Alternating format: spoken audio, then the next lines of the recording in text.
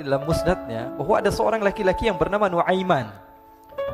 Ini Nuaiman di kehidupan Rasul sallallahu alaihi wasallam ada orang yang seperti itu gitu. Orang yang sering minum minuman keras. Rasul sallallahu alaihi wasallam marah, murka. Rasulullah kalau yang berhubungan dengan Rasulullah tidak marah. Tapi kalau sudah berhubungan dengan agama, Rasul sallallahu alaihi wasallam adalah orang yang paling marah, orang yang paling istiqamah dalam kebenaran. Maka Rasulullah panggil Nuaiman, apa yang kau lakukan? Dia katakan, aku minum minuman keras ya Rasulullah. Rasulullah cambuk dia.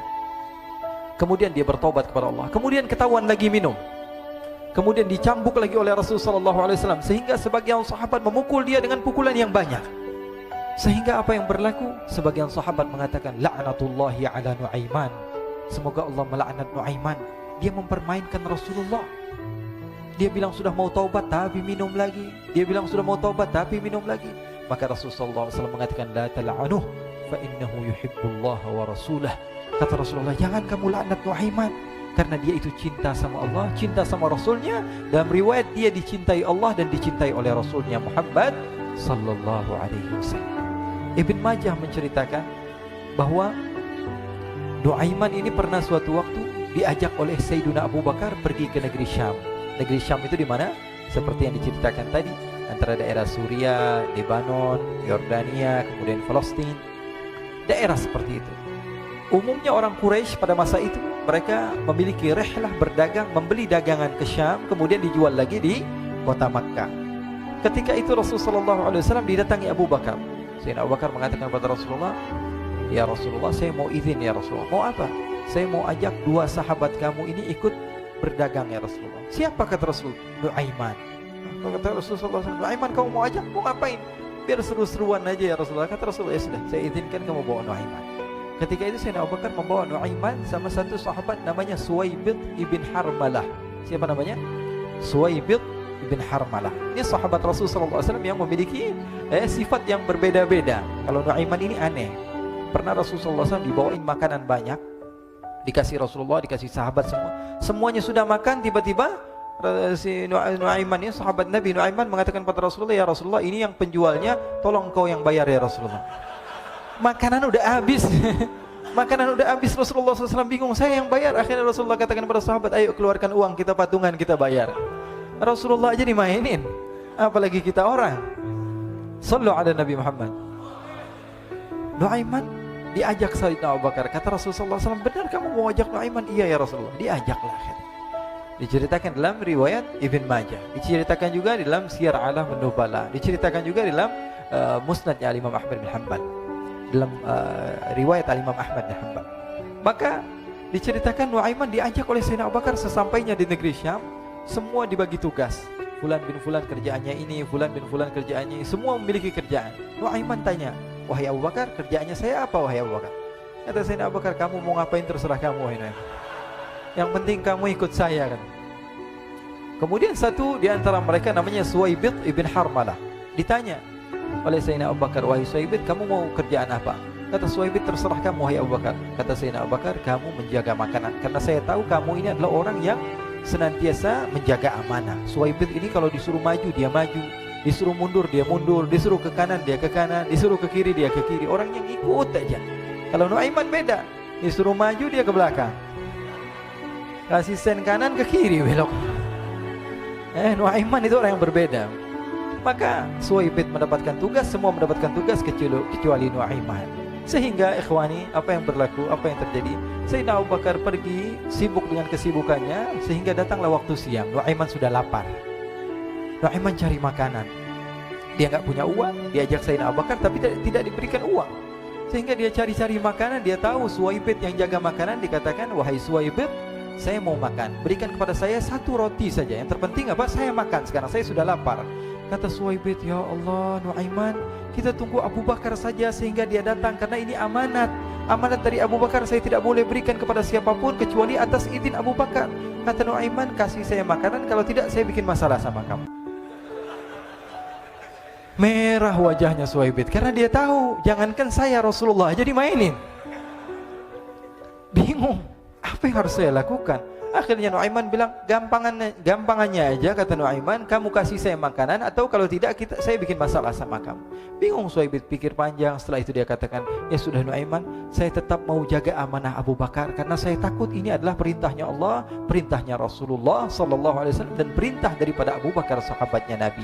Kata Nuaiman, kalau memang begitu kamu maunya, ya sudah, berarti kamu ngajakin berantem sama saya.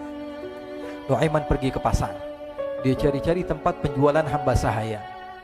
Dia lihat-lihat beberapa hamba sahaya. Ini berapa harganya? Ini katanya 10 qalanis. Ini berapa? Ini harganya, hitungan orang zaman dahulu, kita sih hitung seperti dirham, berapa ratus dirham gitu, 200 dirham. Yang ini berapa? 300 dirham. Yang ini berapa harga hamba sahaya? 300 dirham. Harganya antara 300, 200 sampai 100. Kemudian Nuaiman mengatakan kepada penjual hamba sahaya tersebut, saya punya juga hamba sahaya, tapi saya jual cuma 20 dirham saja, murah. Katanya, apa benar ada hamba sahaya harganya segitu? Iya, karena dia punya aib, ada kekurangan. Apa? Nanti kalau kalian tangkap, dia bakalan teriak, saya ini bukan hamba sahaya tapi orang merdeka. Akhirnya semua orang berkumpul mau beli. Ini Nuaiman sama Nuaiman diajak ke Suhaib bin Harmalah tadi. Kata Nuaiman, itu ada orang yang berdiri sedang menjaga makanan, itu hamba sahaya saya, tangkap saja. Oh baik. Diberikan uang 20 dirham, dimasukkan oleh Nuaiman ke kantongnya, kemudian Suhaib ditangkap. Ketika ditangkap, Suhaib teriak, saya bukan hamba saya orang merdeka. Maka orang-orang tersebut mengatakan, saya sudah tahu kekurangan kamu. Ini memang kekurangan kamu, memang kamu, tapi saya tidak perlu dengan bacot kamu, yang penting kerjanya kamu gitu. Ya kan hamba saya untuk apa? Untuk kerja. Mau dia ngomong apa, mau ngomel terserah, yang penting dia mau kerja. Akhirnya ditangkaplah Suhaib dan dijual di pasar. Nuaiman punya uang banyak ini. Dia beli makanan, dia beli minuman, dia beli hadiah buat Rasulullah. Dia beli macam-macam di negeri Syam ini. Waktu itu adalah superpower, adidaya Romawi. Pada masa itu semua barang mahal, tapi Nuaiman banyak uangnya. Dia belanja ini, belanja itu, sehingga Sayyidina Abu Bakar pun pulang. Ketika Sayyidina Abu Bakar pulang, Sayyidina Abu Bakar cari, mana ini Suhaib? Kita semua sudah lapar. Kata Nuaiman dengan mudahnya dia mengatakan, sudah saya jual wahai Abu Bakar. Maka Sayyidina Abu Bakar bertanya, apa yang kau lakukan wahai Nuaiman? Diceritakan oleh Nuaiman dengan jujur. Nuaiman ini orangnya apa adanya, tapi nyusahin. Saya jual. Akhirnya dibawa oleh Nuaiman, Sayyidina Abu Bakar pergi ke mana? Ke pasar. Lalu dibeli lagi oleh Sayyidina Abu Bakar As-Siddiq, Suhaib yang tadinya orang merdeka menjadi hamba sahaya sebentar, kemudian dibeli lagi oleh Sayyidina Abu Bakar. Pulang ke Madinah, kisah ini diceritakan di hadapan Rasulullah SAW. Maka perawi mengatakan, fadhahikan nabiyyu hatta badat nawajiduhu. Ketika diceritakan kisah Nuaiman tersebut dengan Suhaib, Rasulullah tertawa sejadi-jadinya sehingga gigi geraham Rasulullah SAW nampak di wajah mata para sahabat. Sehingga perawi lain mengatakan, 1 tahun berlalu Rasulullah, setiap ada tamu yang datang pada Rasulullah akan ceritakan kisah Nuaiman menjual Suhaib tersebut. Jadi ada ikhwani, jangan kalian kira Rasulullah SAW itu hidup di satu masa sahabat-sahabatnya itu seperti ustadz-ustadz yang khusyuk, yang kayak Habib bin Anis ini banyak. Bahkan ikhwani, mungkin di akhir karena masanya sudah habis, pernah suatu waktu Rasulullah SAW didatangi asyraf, delegasi dari beberapa negara yang ingin mengenal apa itu agama Islam. Sehingga mereka datang ke rumah Rasulullah SAW membawa unta, kendaraan yang ketika itu kendaraan yang paling mahal mereka miliki. Itu untanya yang paling mewah. Diikat di depan rumah Rasulullah SAW. Tamunya pun masuk, duduk bersama Rasulullah SAW. Di depan rumah Rasulullah SAW ada beberapa sahabat. Ada Sayyiduna Hamzah. Kalian tahu Sayyidina Hamzah adalah orang yang pemberani. Ada Sayyiduna Umar. Kalian tahu Sayyidina Umar adalah orang yang pemberani. Ada Sayyiduna Ali bin Abi Thalib. Ada Sayyiduna Sa'ad bin Abi Waqqas. 4 sahabat ini lagi nongkrong gitu depan rumahnya Rasulullah SAW, berjaga sebelum Allah Subhanahu wa taala turunkan ayat wallahu ya'simuka minan nas. Ketika mereka sedang asyik duduk, tiba-tiba Nuaiman datang. Ini Nuaiman kalau datang pasti bikin sesuatu yang aneh. Bahkan dikatakan tidaklah Rasulullah SAW dalam keadaan bersedih, kecuali Nuaiman datang Rasulullah akan tersenyum. Jadi sebagian sahabat itu senang kalau sudah Nuaiman datang, pasti Rasulullah bahagia. Tapi ketika itu Nuaiman datang, ingin duduk bareng-bareng Sayyidina Hamzah. Sayyidina Hamzah katakan kepada Nuaiman, bercanda begitu. Nuaiman, kamu lihat unta orang datang dari luar Arab ini. Lihat, kata Nuaiman, ini besar banget ini, badannya besar gitu. Dagingnya pasti banyak. Iya, ini kalau kita sate enak nih ntar malam. Kata Nuaiman. Kata Sayyidina Hamzah, apakah kamu berani? Kata Nuaiman, saya berani aja asal kalian gak bilang sama Rasulullah. Kata Sayyidina Hamzah, benar wahai Nuaiman, benar kan? Akhirnya Sayyidina Hamzah lupa masalah itu, cuma bercanda-bercanda saja. Sayyidina Hamzah lagi asik sama Sayyidina Umar, Sayyidina Ali. Tiba-tiba apa? Ternyata ketika dia melihat unta tersebut sudah pisah antara kepala sama badannya. Nuaiman mengatakan, wahai Hamzah, ini unta saya sudah potong, saya mau pergi sebentar. Kalau Rasulullah cari saya, tolong jangan beritahu di mana saya. Nanti kalau keadaan sudah aman, mari kita nyate bareng-bareng. Ini ada yang seperti itu di zaman Rasulullah SAW. Maka dia pun berlari dan berlari mencari satu tempat supaya Rasulullah SAW dia selamat daripada Rasulullah SAW. Sehingga Sayyidina Hamzah bingung, ini kalau Rasulullah keluar gimana? Ada Hamzah Asadullah, ada Ali bin Abi Thalib, ada Umar, gak bisa jaga kendaraannya, tamunya Rasulullah SAW. Akhirnya benar apa yang terjadi, ikhwani. Rasulullah SAW tamunya mau pulang. Ketika dia buka pintu, tamu melihat apa? Untanya sudah begitu. Mereka teriak, wa naqatah, unta kami wahai Muhammad. Baru mau kenal Islam, unta kami, kendaraan kami sudah dibuang. Rasulullah SAW lihat Sayyidina Hamzah, lihat Sayyidina Ali. Mereka gak bisa ngomong, mereka hanya bilang apa? Nuaiman ya Rasulullah. Rasulullah perintahkan Sayyidina Umar, wahai Umar, sekarang kamu ambil uang, kemudian kamu gantikan, kemudian kamu berikan 2 kali lipat daripada harta unta ini, sehingga apa?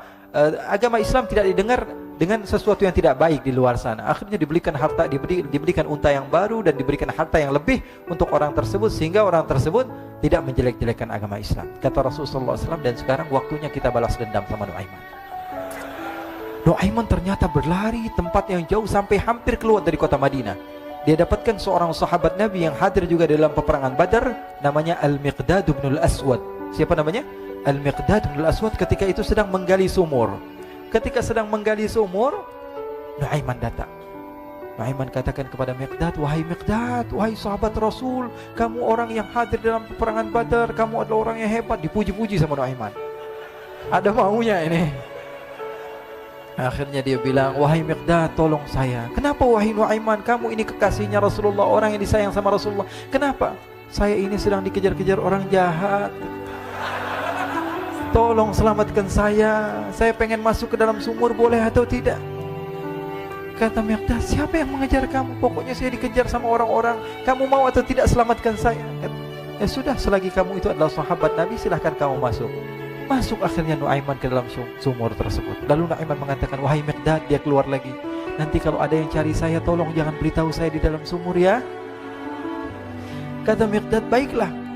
Kata Nuaiman, siapapun yang bertanya tentang saya, kamu tidak akan kasih tahu. Iya, kata. Walaupun Rasulullah yang tanya saya. Katanya, enggak mungkin Rasulullah datang ke tempat sejauh ini. Iya, walaupun Rasulullah. Akhirnya masuk Nuaiman. Setelah beberapa menit, Rasulullah dan rombongan benar datang. Miqdad bingung ini. Ini kenapa Rasulullah datang ke RW kami ini? Ada apa ini Rasulullah sampai sejauh ini? Ditanya, ya Rasulullah, ada apa ya Rasulullah? Kata Rasulullah, saya cari Nuaiman. Di mana Nuaiman? Innalillah, kata Miqdad. Enggak dijawab ini Rasulullah. Kalau dijawab saya ingkar janji. Akhirnya apa dia katakan? Wahai Rasulullah, mata saya tidak memandang kepada Nuaiman, tapi tangannya nunjuk ke dalam sumur. Sahabat. Apa dia bilang? Mata saya tidak melihat kepada Nuaiman, tapi tangannya nunjuk ke sumur. Akhirnya dibuka sama Rasulullah, Nuaiman muncul. Kata Rasulullah, Nuaiman, kamu bikin malu saya, wahai Nuaiman.